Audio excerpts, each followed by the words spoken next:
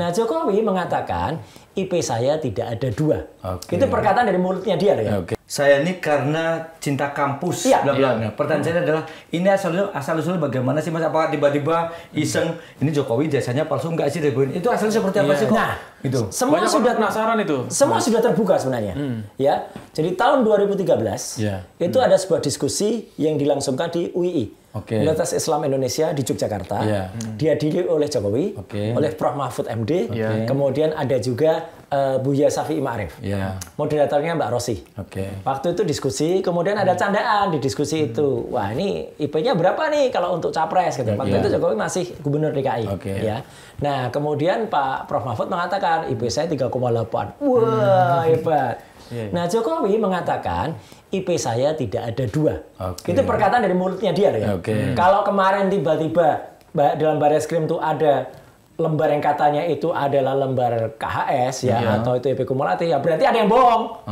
Ya toh, si penunjuk KHS itu yang bohong atau Jokowi yang bohong. Udah kan gampang.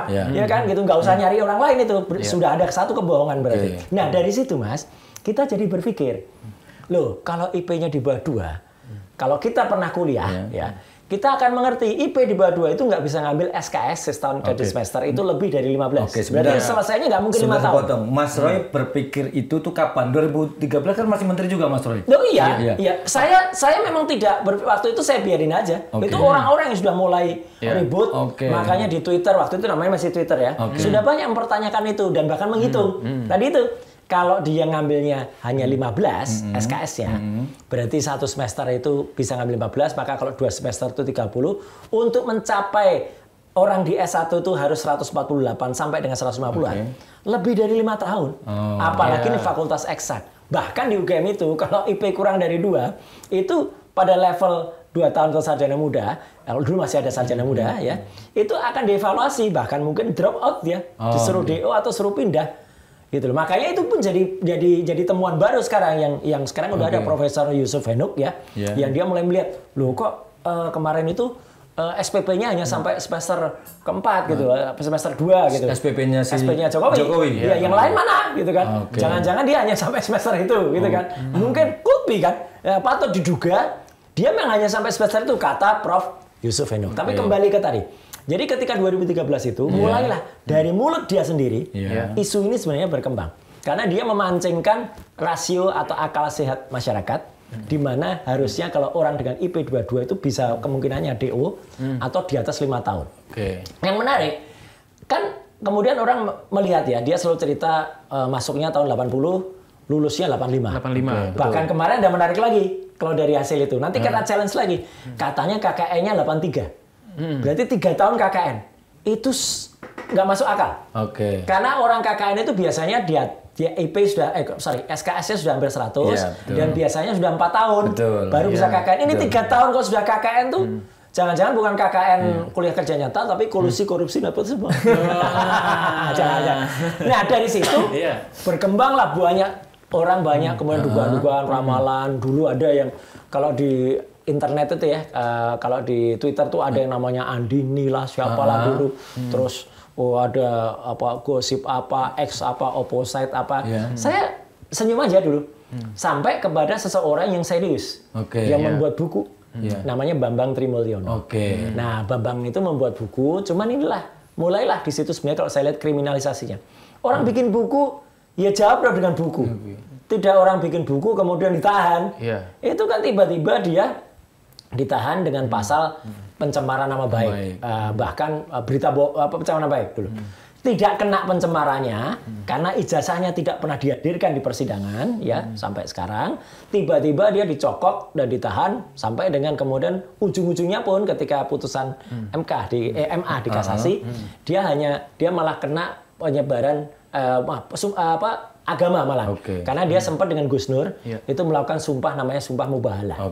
Sumpah mubahalah aja sebenarnya bukan pencemaran agama, tapi kok dia bisa kena penjara. Itulah kriminalisasi itu yang kembali mau terjadi sekarang.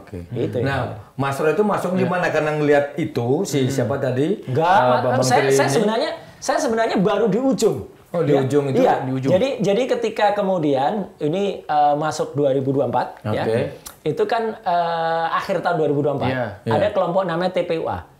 Tim Pembela Ulama dan Aktivis. Yang itu akhirnya saya tahu mereka mendaftarkan gugatan di Bareskrim ya tentang ijazah palsu tanggal 9 Desember.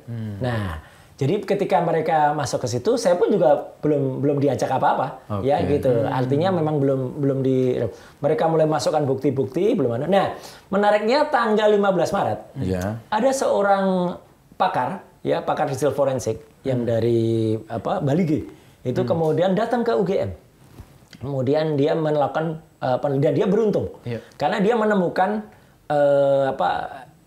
skripsi yang kemudian dialah yang kemudian melakukan hipotesis pertama bahwa ini dibuat dengan Times News Roman, ya kan 11.000% palsu gitu. Saya dulu sebenarnya sempat juga Mas, ini terus terang. Ketika tahun 2022, ketika pada saat kasus Bambang Tri itu kan ada wawancara di yang dilakukan oleh Dr. Sigit ya gitu Sunarta. Dia menunjukkan sempat skripsinya, kemudian menunjukkan ijazah fotokopi, ya. Dia wawancara di UGM itu ya. Saya pun waktu itu sebenarnya sempat agak berpikir, ini kok skripsinya terjadi aneh ya, gitu. Cuman saya kemudian tidak seberuntung Resmond. Ya, saya sempat ke UGM karena waktu diantar pulang ke Jawa itu saya datang ke Fakultas Kehutanan. Tapi dikatakan skripsinya nggak di situ, disimpan di tempat khusus karena itu presiden.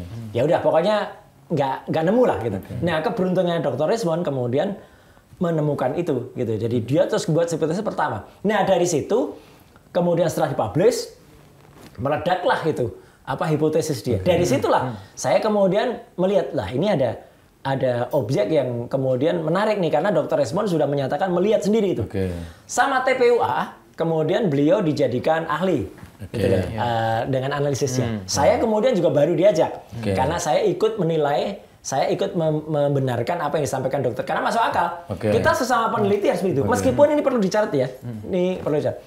Mungkin teman-teman juga banyak melihat ada tayangan di mana Dr. Resmond itu beradu dengan saya. Ya, dalam kasus Jessica. Ya gitu. Bahkan kemudian ada statementnya Dr. Resmond ketika ya memandang minor saya. Ya itu kami akui. Dulu juga kami berhadapan. Nah, itu sama kan? Sama saya akui. Dulu saya dengan gambar yang tadi itu. Itu juga mesra lah ya. Iya gitu.